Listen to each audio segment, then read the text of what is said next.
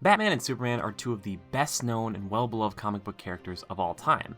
Now, seeing as this is their first time they will appear on the silver screen together, expectations are running a little high, and while most of us think of Batman and Superman as being the best of friends, the title seems to indicate otherwise, at least to start. Why are they fighting at all, you might ask? Well, I thought I'd ask one of the leading men that very question. Hey Bruce, what's wrong with Superman? If we believe there's even a 1% chance that he is our enemy, we have to take it as an absolute certainty. Okay, that's a pretty intense answer, but I see where you're coming from, and basically, that's the crux of the movie. Superman is an unchecked power, and Batman wants to bring him down. Now, before I start in on the film itself, I want to tell you, dear viewer, yes, you, that there are some things you should know before going to see this movie. Watching Man of Steel is pretty much mandatory because of Bruce's involvement with Superman and Zod's confrontation in that film. Also, a few other superheroes are mentioned and seen, so the film also presumes that you've at least heard of them. Finally, I did see this in a theater with D-box seats which move around and rumble, which I also saw Man of Steel in, which does enhance the movie-going experience, but doesn't affect my feelings for the film itself. And I'm going to avoid spoilers to the best of my ability. Here we go. Let's start off with the good. We finally get to see a Batman that is roughly on point with his comic book counterpart. He's strong, he's fast, and has some really sweet gadgets that he utilizes while fighting that is very reminiscent of the Arkham Asylum video game franchise, which I really appreciated. Also, his fight with Superman does not disappoint. Regardless of who you cheer for, they both have their moments to shine. This isn't even to mention that Ben Affleck does a great job of playing both Bruce Wayne and Batman, which was a big concern of mine going in. Henry Cavill and Gal Gadot also do a great job in their respective roles as Superman and Wonder Woman. Finally, the special effects are pretty good, as you might expect.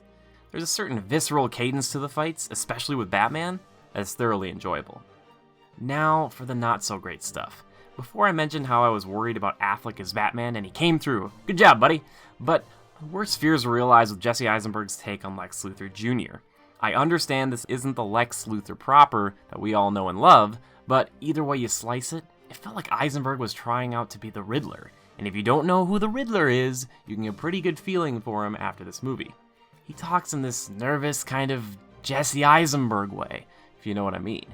The guy's just playing himself, and he's neither intimidating nor interesting. The other main actor in the cast is Amy Adams as Lois Lane. She plays the part well, but is ultimately just a damsel in distress, or even worse, she unknowingly hinders the heroes. I'm also still bothered that her hair isn't black, but whatever. As for some other missteps, the movie has a whopping 2 hour and 33 minute runtime, which is padded with a lot of unnecessary things, like Bruce's parents dying, like twice or something, and constant nods to the upcoming Wonder Woman movie, and or other Justice League members. It feels like they're trying so hard to play catch up with Marvel that they just loaded a ton of ideas into a shotgun and fired it at a whiteboard and said, yep, this should be a sufficient setup to the entire comic universe. This also leads to some really jarring scene changes, vision sequences, and hallucinations that appear randomly, which could throw some viewers off. They also get into this philosophical/ethical debate about superheroes that seems to go nowhere, which is a real shame. Finally, they have some awful lines of dialogue that made me legitimately scoff out loud.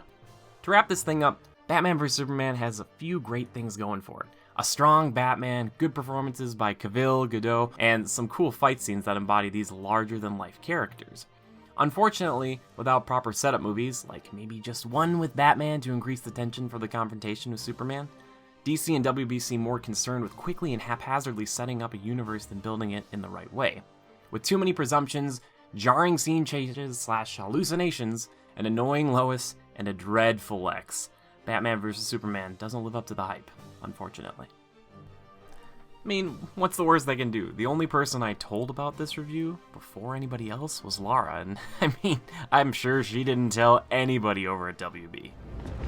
I will find him, Laura. Oh no, Ozad, no. No! I will find him!